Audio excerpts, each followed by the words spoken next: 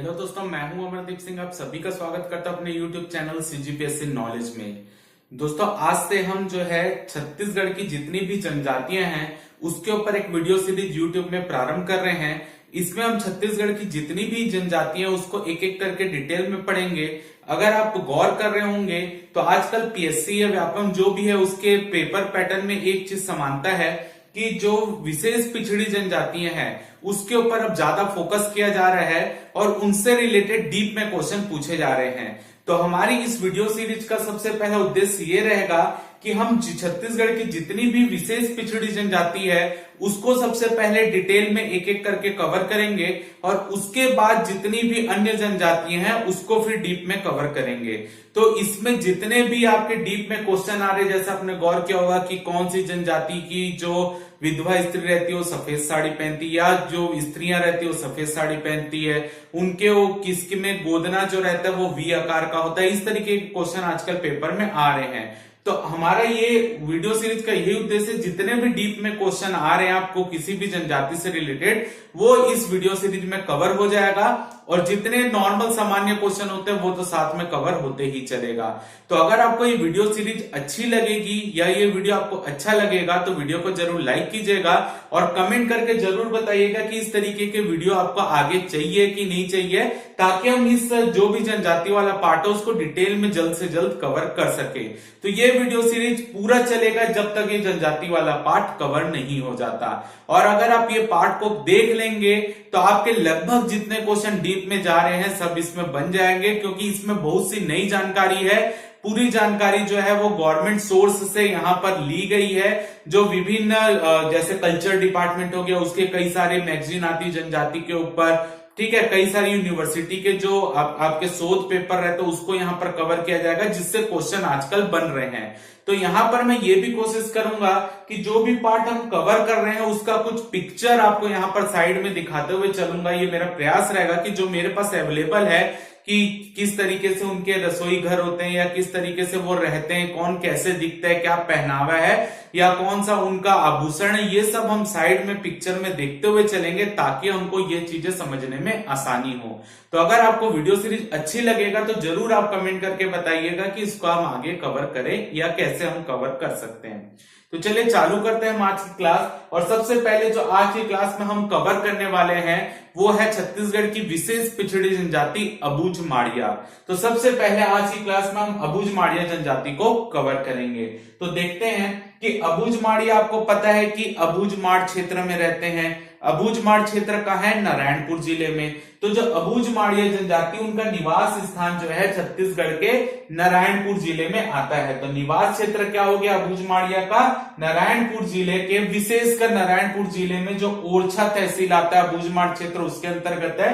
तो नारायणपुर जिले के ओरछा तहसील में जो है यहाँ पर मुख्य रूप से अबूझ माड़िया जनजाति के लोग निवासरत है। अगर हम देखें तो जो अबूझ माड़िया जनजाति के लोग हैं वो अबूझ माड़ क्षेत्र को मेटा भूम बोलते हैं। यानी जो अबूझ माड़िया जनजाति के लोग हैं वो जो अबूझ माड़ क्षेत्र पड़ता है उस अबूझ माड़ क्षेत्र को मेटा भूम कह के पुकारते हैं। मेटा भूम का अर्थ होता है पर्वतीय भूमि। तो अगर वो अबूझ माड़ क्षेत्र को अबूझ माड़ ना बोल के मेटा भूम बोलते हैं यानी पर्वतीय भूमि, और अपने आप को बोलते हैं मेटा कोइतोर। मेटा कोइतोर का अर्थ होता है पर्वतीय भूमि के निवासी, ठीक है। तो यानी अबूझ माड़ जनजाति के लोग अपने आप को मेटा कोइतोर बोलते हैं और अबूझ माड़ क्षेत्र को वो क्या बोलते हैं? मेटा भूम। मेटा भूम का अर्थ होता है पर्वतीय भूमि और पर्वतीय भूमि में जो निवासी रहते हैं उनको वो मेटा कोइतोर बोलते हैं, यानी स्वयं को वो मेटा कोइतोर के नाम से पुकारते हैं। अगर हम यहाँ पर बात करें अबूझ माड़ शब्द का सर्वप्रथम प्रयोग कब हुआ है, तो अबूझ माड़ शब्द का सर्वप्रथम प्रयोग जो है कैप्टन CLR ग्लसफर्ड ने किया था। ये किया था उन्होंने 1866-67 में। तो अबूझ माड़ शब्द का सर्वप्रथम प्रयोग कैप्टन CLR ग्लसफर्ड ने किया था 1866-67 में। उन्होंने अबूझ माड़ के लिए उबूझ माड़ शब्द का प्रयोग किया था। यानी अबूझ माड़ को उन्होंने क्या कहा था? उबूझ माड़, ठीक है, उबूझ माड़।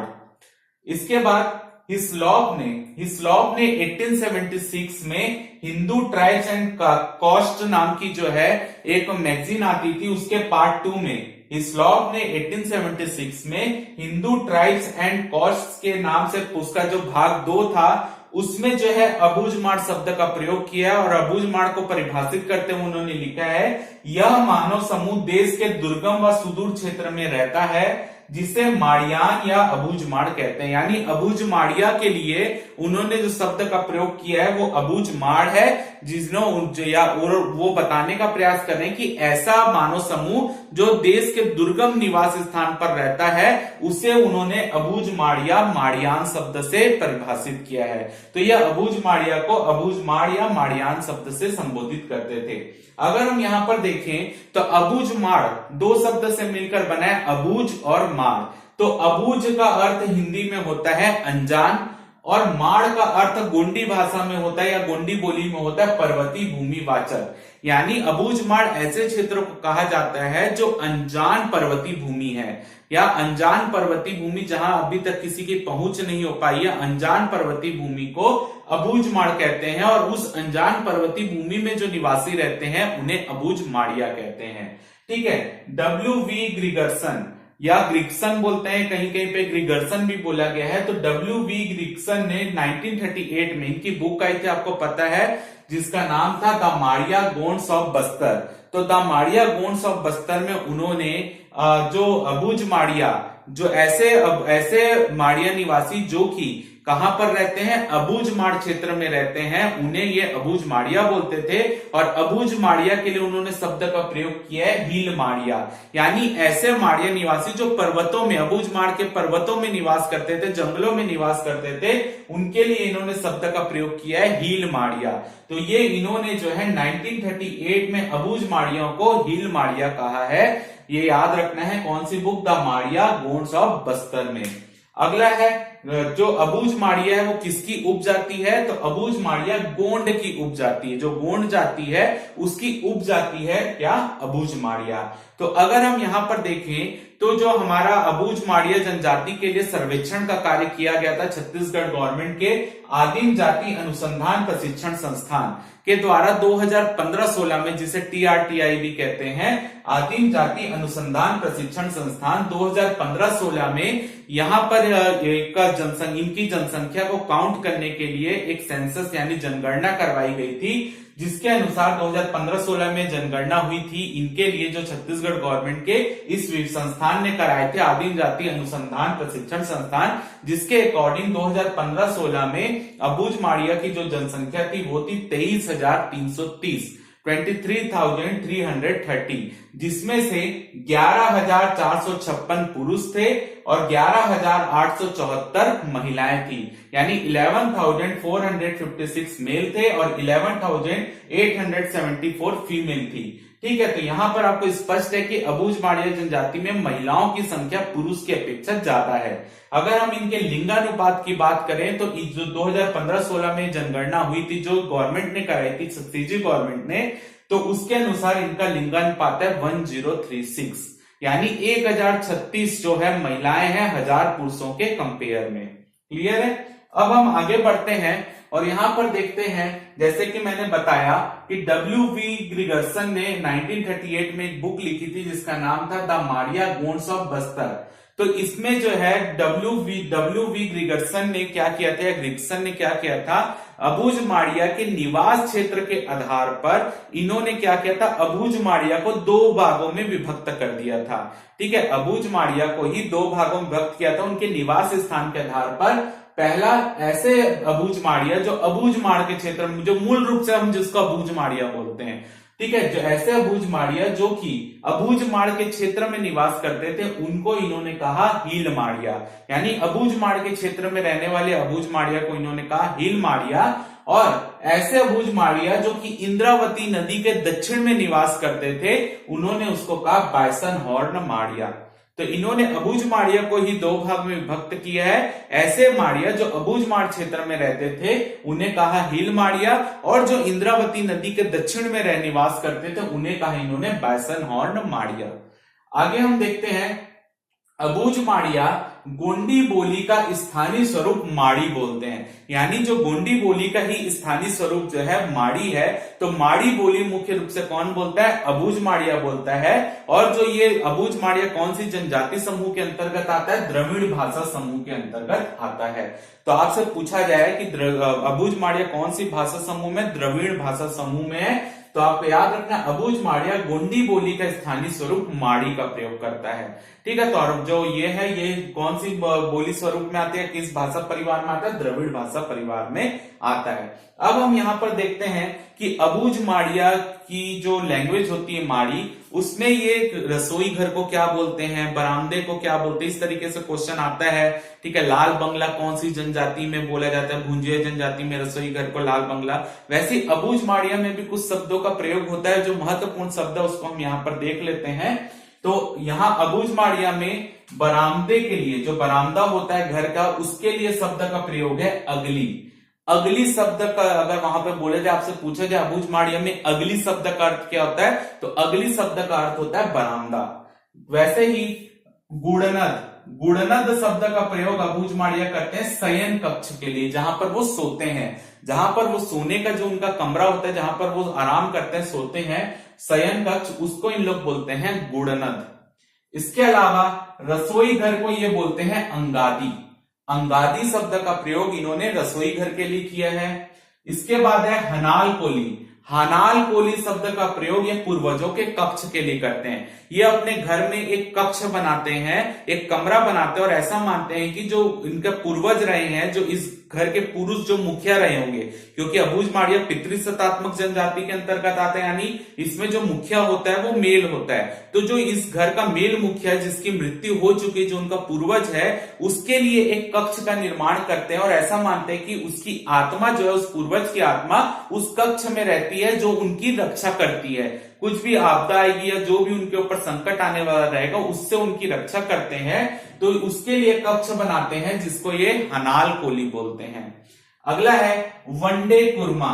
वनडे कुर्मा या कुर्मा कोली भी बोलते हैं। ये प्रसूता स्त्री का कक्ष होता है, यानी जब प्रेगनेंसी होती है, तो उस दौरान जब बच्चे का जन्म होने वाला रहता है, तो उस बच्चे को जन्म कराने के लिए जो प्रेग्नेंट महिला रहती है, उसकी यहाँ पर मुख्य रूप से इसका जो है यहाँ पर बच्चा पैदा करवाया जाता है। तो उस कक्ष को, जहां पर प्रेगनेंसी के दौरान जो है बच्चा पैदा करवाया जाता है, उस कक्ष को यहाँ पर वो वनडे कुर्मा कहते हैं। और जब बच्चा पैदा हो जाता है, तो बच्चा पैदा होने के 8 दिन तक जो है इसी कमरे में उनको रखा जाता है। एक्चुअल में इनके घर के बाहर जो है कुछ दूरी पर एक कक्ष बनाया जाता है, जिसे एक झोपड़ी बनाई जाती है, जिसमें प्रसूता स्त्री को रखा जाता है 8 दिन तक। ठीक है, यहीं पर उनका जो है बच्चा पैदा भी करवाया जाता है। तो ये जो कक्ष जहां पर ये सब कार्यक्रम हो रहा है, बच्चा पैदा करवाने का जो कार्यक्रम हो रहा है, उस कक्ष को बोलते हैं वनडे कुर्मा या कुर्मा कोली भी बोलते हैं।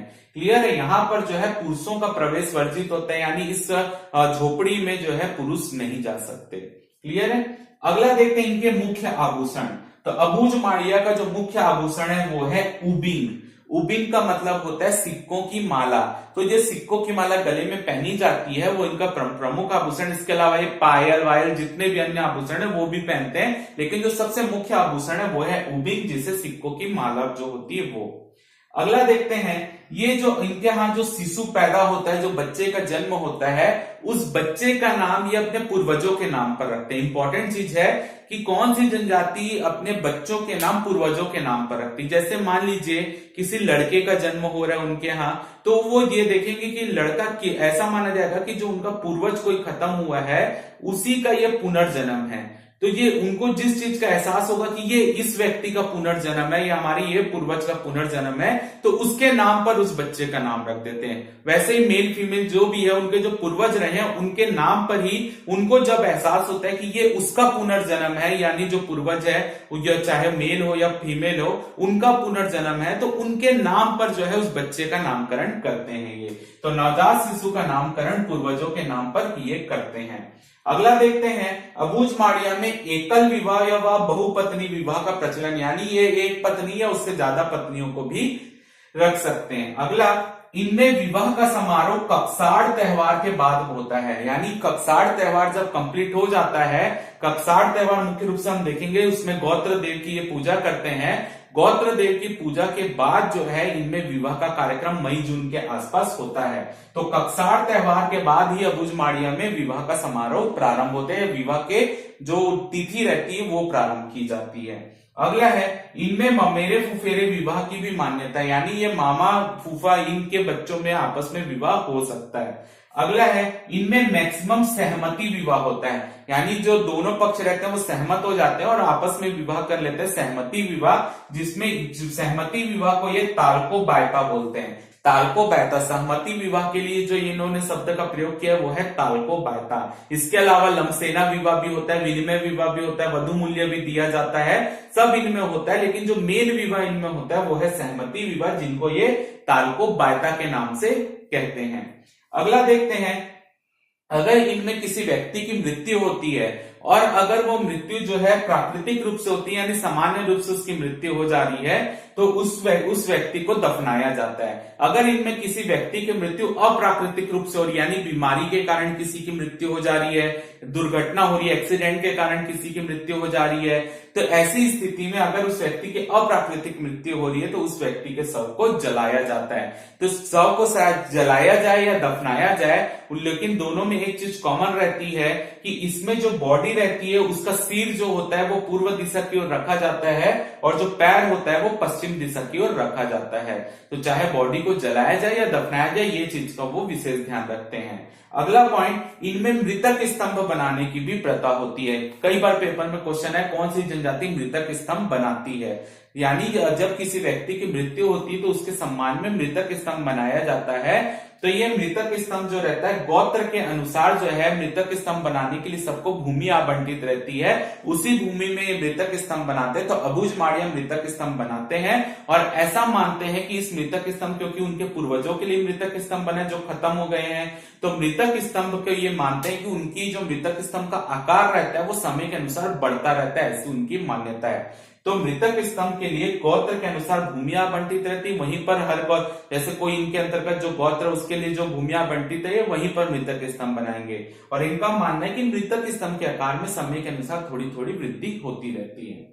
अगला देखते हैं जो इंपॉर्टेंट है, और यहाँ पर जो है कई बुक में तो दिया ही नहीं है इसको, हम सिर्फ पढ़ते हैं कि अबूझमाड़िया के युवा गृह को हम घोटुल बोलते हैं। जैसे हम मुड़िया जनजाति के युवा गृह को भी घोटुल बोलते हैं, माड़िया के भी घोटुल बोलते हैं, लेकिन हम यही समझते हुए आते हैं कि घोटुल के सदस्य चेलिक होते हैं, बेलोसा होती है, मोटियारिन होती है, ये सब हम ही पढ़ते हुए आते हैं। लेकिन यहाँ पर अबूझमाड़िया जनजाति में अंतर है कि अबूझमाड़िया जनजाति के युवा गृह को तो घोटुल ही बोलते हैं, लेकिन जो इसके पुरुष सदस्य होते हैं, महिला सदस्य, उनके लिए चेलिक या मोटियारिन शब्द का प्रयोग नहीं होता है। यहाँ पर अबूझमाड़िया के युवा गृह को घोटुल बोलते हैं जब कोई भी पुरुष या लड़का हो या लड़की जब 8 से 10 साल की उनकी एज हो जाती है तो वो इस घोटुल में प्रवेश कर सकते हैं, और घोटुल में उनका जो कार्यकाल रहेगा तब तक रहेगा जब तक उनका विवाह नहीं हो जाता। यानी 8 से 10 साल की उम्र में घोटुल के सदस्य बन जाते हैं और घोटुल के सदस्य तब तक बने रहते हैं जब तक उनका विवाह नहीं हो जाता। तो यहाँ पर जैसे ही लड़का हो या लड़की उनका विवाह होता है वो घोटुल के सदस्यता उनकी खत्म हो जाती है। तो यहाँ पर जो घोटुल के लड़के रहते हैं यानी पुरुष सदस्य रहते हैं उनको बोला जाता है लेयोर। जैसे मुड़िया के घोटुल में उनको बोला जाता है चेली, वैसे ही अबूझमाड़िया जनजाति के युवा गृह में जो लड़के जाते हैं उनको बोला जाता है लेयोर, और जो लड़की सदस्य रहती है उनको उनके लिए शब्द का प्रयोग हुआ है लयस्कु। तो लड़के को लेयोर और लड़की को लयस्कु बोला जाता है। और जो घोटुल का वरिष्ठ सदस्य होता है उसको बोला जाता है पटेल या मुखिया, जो ये घोटुल को संभालने का काम करते हैं। तो घोटुल के वरिष्ठ सदस्य को बोला जाता है पटेल या मुखिया, और पटेल या मुखिया अपनी सहायता के लिए जो घोटुल के सदस्य बने रहते हैं लेयोर और लयस्कु, उनमें से ही अपनी सहायता के लिए वो सहयोगी को चुनते हैं।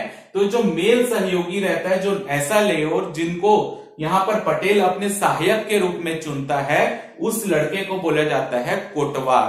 ठीक है, और ऐसा मुखिया जो पटेल जिस भी लड़की को अपने सहयोगी के लिए चुनती है या चुनता है उसको बोला जाता है कोटवारिन। तो जो पटेल के सहयोगी लेयोर को बोला जाता है कोटवार, और पटेल के सहयोगी लयस्कु को बोला जाता है कोटवारिन। क्लियर है? ये 1 1 2 2 इनकी संख्या जो है वो पटेल ही डिसाइड करता है। क्लियर है? अब इनका आर्थिक जीवन के बारे में देखते हैं। तो यहाँ पर जो है जो अबूझ माड़िया जनजाति है वो प्रमुख रूप से शिकार का काम करती थी। पहले शिकार के लिए तीर धनुष या गुलेल का प्रयोग करते थे। इनका अभी वर्तमान में जो प्रमुख कार्य है वो कृषि का भी कार्य है, और साथ ही साथ ये जो है लघु वनोपज का संग्रहण भी करते हैं, और उसको संग्रहित करके जो उनका हाट बाजार लगता है, साप्ताहिक बाजार, उसमें ये बेचने का काम करते हैं। तो वर्तमान में जो है, क्योंकि शिकार तो बैन कर दिया गया है, तो वर्तमान में ये मुख्य रूप से लघु वनोपज का संग्रहण करके जो साप्ताहिक बाजार होता है उसमें बेचते हैं, और साथ ही साथ ये कृषि का भी कार्य करते हैं अपनी आजीविका को चलाने के लिए, अपना भोजन करने के लिए। तो ये मुख्य रूप से तीन कृषि जो है, तीन प्रकार की कृषि जो है वो अबूझ माड़िया जनजाति के लोग करते हैं। सबसे पहला होता है पेंदा कृषि।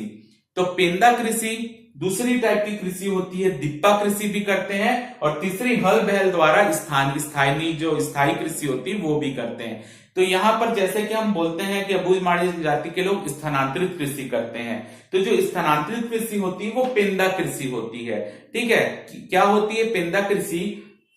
जैसे मान लीजिए ये पहाड़ है, तो पहाड़ की जो ढलान है, उस पहाड़ की ढलान में जो भी पेड़ है, ये उस पेड़ को काट लेते हैं सबसे पहले, और जब वो पेड़ को काटने के बाद उस पेड़ को सूखने के लिए ढलान में ही रख दिया जाता है। जब वो पेड़ सूख जाता है, जो काटने के बाद वो पेड़ सूख जाता है, तो सूखे हुए पेड़ को ये जला देते हैं। उससे जलाने से जो वहां पे आप मुख्य रूप से आप जो राख बनेगी, उस राख का प्रयोग ये उर्वरक के रूप में करेंगे, और जब बारिश आएगी तो वहां पर बीज डाल देंगे और खेती कर लेंगे।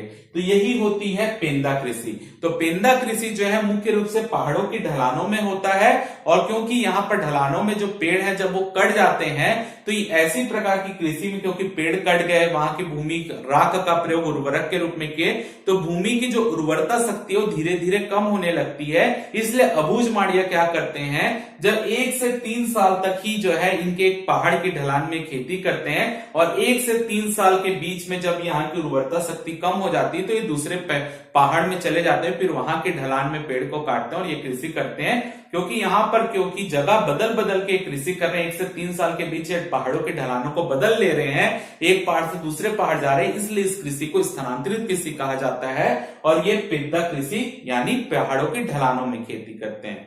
दूसरा है दिप्पा कृषि। दिप्पा कृषि क्या होती है, जब पहाड़ के नीचे की यहाँ पर समतल भूमि जो होती है, उस समतल भूमि में जो कृषि की जाती है उसको बोलते हैं दिप्पा कृषि। इसमें क्या करते हैं, किसी दूसरे स्थान से पेड़ या पेड़ों को काट कर लाया जाता है, पेड़ की शाखाओं को काट कर लाया जाता है, और इस समतल भूमि में लाकर उसको रख देते हैं। जब वो शाखाएं सूख जाती है तब उसको जला देते हैं, और उससे जो खाद बनती है उसका प्रयोग ये यहाँ पर कृषि के लिए करते हैं। क्लियर है? यहाँ पर दोनों में पेंदा और दिप्पा में अंतर क्या है? पेंदा कृषि में क्या कर रहे हैं, पहाड़ की ढलान में पेड़ काट रहे हैं, यानी उसी क्षेत्र से पेड़ काट रहे हैं और वहीं पर जला रहे हैं और राख बना के उससे कृषि कर रहे हैं। दिप्पा कृषि में कहीं और से पेड़ काट कर ला रहे हैं, और जो पहाड़ के नीचे की समतल भूमि रहती है वहां पर जला रहे हैं और वहीं पर कृषि कर रहे हैं, वो है दिप्पा कृषि। तो दिप्पा कृषि मुख्य रूप से वो धान की फसल के लिए करते हैं। और आखिरी है जो वर्तमान में जो उनके द्वारा कृषि की जा रही है, क्योंकि स्थानांतरित कृषि तो वर्तमान में बंद कर दी गई है, क्योंकि शासन की तरफ से जो है बहुत सारी रोक टोक है, तो बहुत कम हो गई है स्थानांतरित कृषि होना। और वर्तमान में जो है वो हल बैल द्वारा स्थायी कृषि कर रहे हैं, यानी समतल भूमि में मुख्य रूप से कृषि कर रहे हैं, जहां पर वो जोतने के लिए खेत को हल बैल का प्रयोग कर रहे हैं, और जो भी खाद मिल रही है मार्केट से उसका प्रयोग कर रहे हैं। ठीक है, तो यहाँ पर जो ये भी मुख्य रूप से धान के लिए खेती करते हैं। तो ये हो गया कृषि। अब देखते हैं इनकी प्रमुख देवी देवता क्या है। तो ग्राम स्तर पे जो इनके 2 तरीके के प्रमुख देवी देवता है, पहला है तालुर देवी। तालुर किसको बोलते हैं वो आपको समझा देता हूं कि अबूझ माड़िया का जो ग्राम जितना क्षेत्र में फैला होता है उसको बोलते हैं तालुर। यानी अबूझ माड़िया जिस क्षेत्र तक उनका एरिया रहता है ग्राम का, उसको बोलते हैं तालुर। और उस ग्राम के अंतर्गत जितने भी पहाड़ जहां पर पेंदा कृषि की जा सकती है, उस क्षेत्र को भी तालुर ही बोलते हैं। ठीक है। यानी जहां पर आप बोल सकते हो कि एक ग्राम में जहां पर जितने भी पहाड़ होते हैं, जहां पर पेंदा कृषि उस ग्राम का अबूझमाड़िया कर सकता है, उस क्षेत्र को बोलते हैं तालुर। तो आपसे सीधा से संबंधित है तालुर देवी कौन होगी? कृषि से रिलेटेड जो महिला या जो जिनको वो पूजा कर रहे हैं वो देवी होगी तालुर देवी। ठीक है। तो तालुर देवी का काम क्या होगा? जहां पर ये पहाड़ों की ढलान में जो पेंदा कृषि कर रहे हैं, जो फसल वहां पर उत्पन्न हो रही है, उसकी रक्षा के लिए जो देवी है वो है तालुर देवी। तो तालुर देवी की इन लोग पूजा करते हैं ताकि जो उनके द्वारा जो फसल उगाई जा रही है उसकी वो रक्षा करे, उनको आपदाओं से बचाए। क्लियर है। दूसरी देवी है मातृ देवी। तो मातृ देवी ये क्या करते हैं कि अबूझमाड़िया जिस ग्राम में निवास करते हैं उसके मध्य भाग में वो एक देवी का मंदिर बनाते हैं, वहां पर मातृ देवी की स्थापना कर उसकी पूजा करते हैं। तो ये क्या करती है, क्योंकि गांव के मिडिल में ये मंदिर बनता है, तो जो भी प्राकृतिक आपदाएं आती है या गांव में कोई रोग फैलता है तो उनकी रक्षा के लिए, यानी प्राकृतिक आपदाओं से रक्षा के लिए गांव की, या वो प्राकृतिक आपदाओं या रोग से रक्षा के लिए जो गांव की जिस देवी की पूजा करते हैं वो है मातृ देवी। इसके अलावा अन्य भी भैरम देवी इनके प्रमुख देवता होते हैं, लेकिन जो मेन जिनकी पूजा कर रहे हैं तालुर देवी और मातृ देवी की पूजा करते हैं। इसके अलावा जैसे कि मैंने आपको बताया था कि इनके घर में हनाल कोली नाम का पूर्वजों का कक्ष होता है, जिसमें ये मानते हैं कि इनके पूर्वज आकर यहाँ पर रहते हैं। तो जो पूर्वज जिनकी आत्मा यहाँ पर रह रही है उस पूर्वज को बोला जाता है अनाल पेन। हनाल कोली में जिस पूर्वज की आत्मा रह रही है उसको कहा जाता है अनाल पेन, और वहां पर वो अपने उनकी आत्मा वहां पर है, उसके लिए यहाँ पर एक क्या करते हैं, प्रतीक स्वरूप एक अनाल अड़का यानी मिट्टी के बर्तन को रखते हैं, और ये मानते हैं कि इस मिट्टी के बर्तन में ही उनकी आत्मा है।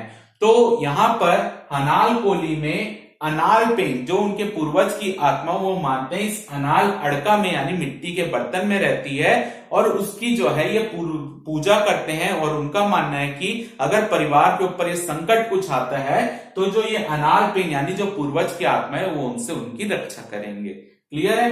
अगला देखते हैं कि इनका जो है जो अबूझमाड़िया रहते हैं वो कई सारे छोटे छोटे पारे में बटे हुए रहते हैं, और यही पारा या टोला आपस में मिलकर एक ग्राम का निर्माण करते हैं। तो जिस भी पारे में अबूझमाड़िया रहते हैं उस पारे के मुखिया को बोला जाता है पंच या पारा मुखिया। यानी छोटे छोटे पारे रहते हैं, वो पारे मिलकर एक निर्माण करते हैं ग्राम का, और ग्राम मिलकर निर्माण करते हैं परगने का। तो जो पारा जो रहते हैं, पारा का मुखिया रहता है पंच, या जिसे पारा मुखिया कहते हैं, या पारे को ही टोला कहा जाता है। तो अगर जो भी अबूझमाड़िया को प्रॉब्लम आती है पारे स्तर पर, उसको हल करने का काम रहता है पंच या पारा मुखिया का। ठीक है। अब यहाँ पर पारे मिलकर क्या बना रहे हैं, ग्राम। अब जो ग्राम का प्रमुख रहेगा उसको बोला जाता है पटेल। ठीक है। तो अगर मान लीजिए कोई पारे का केस उठा है और ये पंच या पारा मुखिया उसको हल नहीं कर पा रहा है, तो वो केस किसके पास ट्रांसफर होगा, पटेल के पास जाएगा। ठीक है। तो क्योंकि हर पारे का जो जितने भी पारे उसको मिलाकर गांव बन रहा है, उस गांव के प्रमुख को क्या कहा जा रहा है, पटेल। तो अगर यहां से केस सॉल्व नहीं हो रहा है तो वो यहां पर जाएगा पटेल के पास। अब जो जितने भी ग्राम हैं जहां पर अबूझमाड़िया रह रहे हैं, उन ग्रामों को मिलाकर जो है एक परगने का निर्माण यहां पर होता है, और उस परगने के प्रमुख को बोलते हैं परगना मांझी। तो अगर पटेल से वो केस सॉल्व नहीं हो रहा है तो वो केस कहां जाएगा, परगना मांझी के पास जाएगा। तो इस तरीके से यहाँ पर पंचायत रहती है। आप बोल लीजिए पाड़े स्तर पर पंच काम करता है, ग्राम स्तर पर पटेल, और परगने स्तर पर परगना मांझी। अगर हम इनके प्रमुख त्योहारों की बात करें तो अबूझमाड़िया का जो सबसे प्रमुख त्योहार हरेली माना जाता है, यह हरेली को वीजा कोड़तांग कहते हैं। अपनी भाषा में माड़ी बोली में यह हरेली को वीजा कोड़तांग कहते हैं, जो इनका प्रमुख त्योहार है। इसके अलावा जोत्रा कोड़तांग तब मनाया जाता है मक्का खाने का त्योहार। जब मक्के की फसल होती तो उसके खाने के त्योहार को जोत्रा कोड़तांग कहते हैं। इसके बाद होता है वंजा कोड़तांग के नवाखानी को कहते हैं। तो नवाखानी भी इनका प्रमुख त्योहार है, नवाखानी को ये वंजा कोड़तांग बोलते हैं। और लास्ट है कक्साड़ पर्व जो रहता है गौत्र देव की ये पूजा करते हैं, उस पर्व को ये कक्साड़ पर्व बोलते हैं। बाकी जितने भी त्योहार है वो हम डिटेल में पहले भी कई सारे वीडियो में देखे, वो आपकी बुक में भी मिल जाएगा, कक्साड़ क्या ये सब क्या होता है। तो इसमें मुख्य रूप से गौत्र देव की पूजा होती है। तो इनके त्योहार हो गए वीजा कोड़तांग यानी हरेली, जोत्रा कोरतांग यानी मक्का खाने का त्योहार, वंजा कोरतांग यानी नवाखानी और कक्सार जो कि गौत्र देव की पूजा होती है, ये होते हैं इनके प्रमुख त्योहार। तो यहाँ पर हम अबूझ माड़िया जनजाति से रिलेटेड जितने भी नई चीजें थी या कुछ जो भी जानकारी थी उसको यहाँ पर मैंने शेयर करने की कोशिश की है। आप इसका स्क्रीनशॉट ले लीजिए।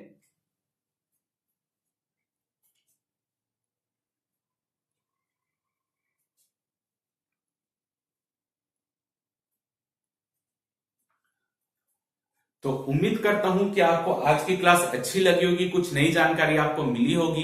अगर ये क्लास आपको अच्छी लगी हो तो वीडियो को जरूर लाइक कीजिए और कमेंट करके बताइए कि आगे भी हम इस ऐसी क्लास को कंटिन्यू करते हैं या नहीं करें। तो आप इस वीडियो को अगर आपको अच्छा लगा है तो वीडियो को जरूर लाइक कीजिए, चैनल को सब्सक्राइब कीजिए, ज्यादा से ज्यादा अपने दोस्तों में इस वीडियो को शेयर कीजिए। फिलहाल के इस वीडियो में सिर्फ इतना ही। जय भारत, जय छत्तीसगढ़।